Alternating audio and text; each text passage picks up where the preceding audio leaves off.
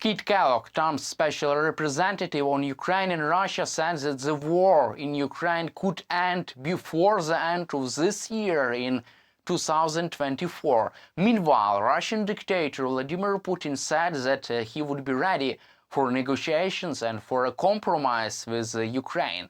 At the same time, European leaders are trying to organize a deployment of peacekeeping forces to Ukraine to properly enforce a ceasefire between Ukraine and Russia. So what is known about recent plans of Donald Trump's team to enforce a ceasefire in Ukraine as soon as this year, and what does Vladimir Putin say about this Trump's plan to end the war in Ukraine?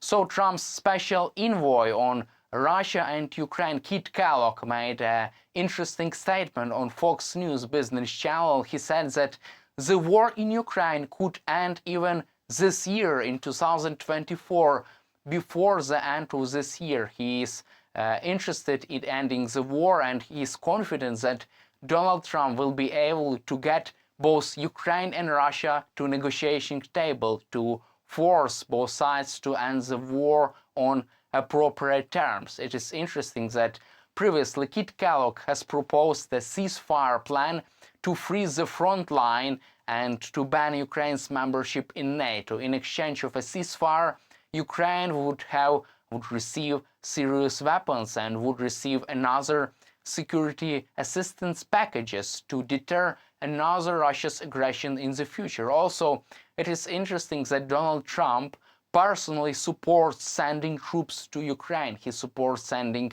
European peacekeeping forces. These forces could deter Russia from attacking Ukraine again in the future and could become a part of the big ceasefire deal between Ukraine and Russia. These big peacekeeping forces could patrol the demilitarized zone between Ukrainian and Russian forces and could be the best security guarantee for Ukraine to deter Russia from another attack against Ukraine in the future. Meanwhile, Russian dictator Vladimir Putin said that he would be ready for a compromise with Ukraine. For the first time, he made such a statement. Vladimir Putin said that he would be ready for negotiations and for a compromise with Ukraine. Also, he is open to the idea of a personal meeting between Putin and US President-elect Donald Trump. And it is interesting that Russia is trying to reach a ceasefire in Ukraine and is trying to find a way out from this situation, because there are main factors which convince Putin to move forward with a ceasefire. Vladimir Putin really would like to have a ceasefire in Ukraine because he has lots of problems inside Russia and inside Ukraine. So firstly, Russia suffers enormous losses on the ground. Even according to the Donald Trump's team, according to the Kit Kellogg, Russia suffers huge casualties, unsustainable casualties on the ground. According to the UK intelligence, 750,000 Russian troops have already been killed or wounded in Ukraine since the beginning of the full-scale invasion. So according to the latest data from the UK intelligence, in 6 months, Russia's casualties would be up to the 1 million soldiers killed or wounded in Ukraine. So Vladimir Putin cannot sustain such casualties. That's why he asked Ukraine and the United States to have a ceasefire. That's why he would like to have a ceasefire, because he cannot sustain this war for a longer time. At the same time, he does not want to organize another mobilization. For Vladimir Putin, in order to continue this war, he really have to maintain such high rate of casualties. In order to do so, he has to conduct another round of mobilization. However, he does not want to do that because Russian people do not want to die in Ukraine. They don't want to fight against Ukrainian armies. They don't want to die in Ukraine. That's why the idea of another round of mobilization in Ukraine is so unpopular among the Russian people. And Vladimir Putin would like to stay in power, because if he does not stay in power, he could die by another coup or another assassination attempt, or by unwilling people, by people who would be not really support his initiative, by people who does not support his war against Ukraine. That's why Vladimir Putin needs to stay in power. He needs to have a strong grip on power. That's why he would not go with another round of a mobilization campaign in Russia. And another factor that forces Vladimir Putin to conduct negotiations with Ukraine, to move with a ceasefire, is a bad situation, bad condition of the Russian economy.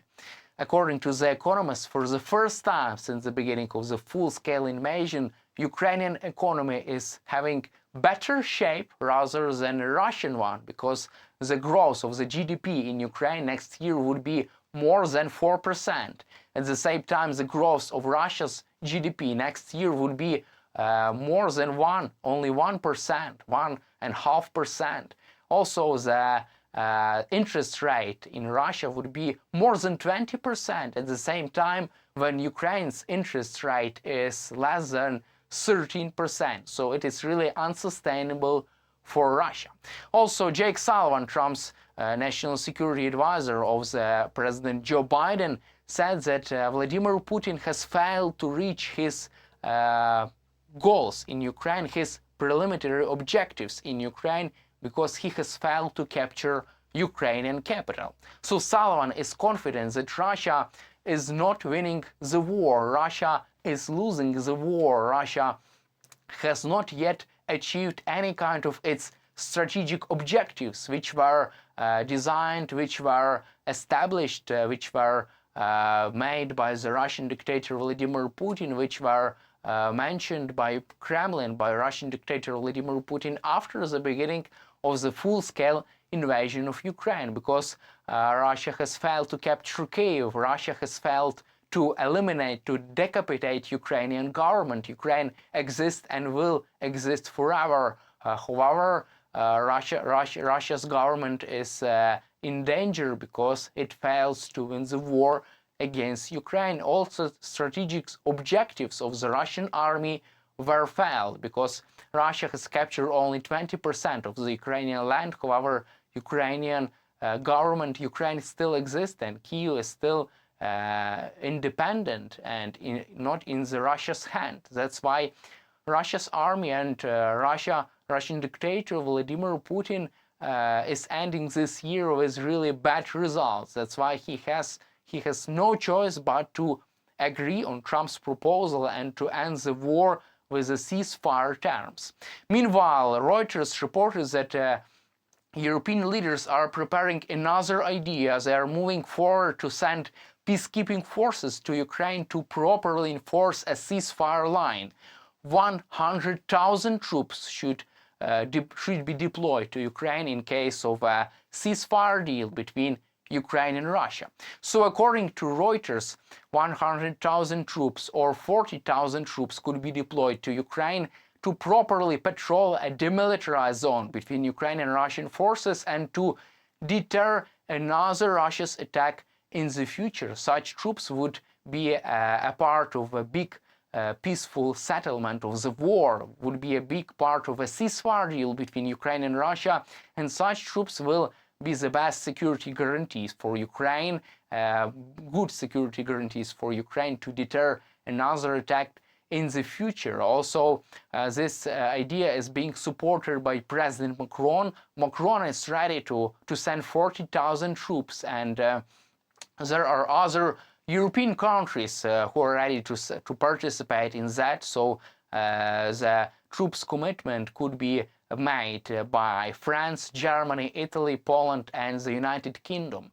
These all states could send troops to Ukraine without American support, properly enforce a ceasefire line, and bring the war closer to its final end. Moreover, Ukrainian President Volodymyr Zelensky fully supports this idea. He said that he would support sending European troops to Ukraine because it could be good security guarantees for Ukraine, and it could bring the war closer to its end. It could help to reach a ceasefire in Ukraine in the nearest future. However, If we talk about the big peaceful settlement of this war, the main peaceful deal, this deal could not be reached until Vladimir Putin still holds his grip on power. So there is a big understanding among American and European allies that a ceasefire could be reached in the nearest future. However, the big peaceful deal between Ukraine and Russia,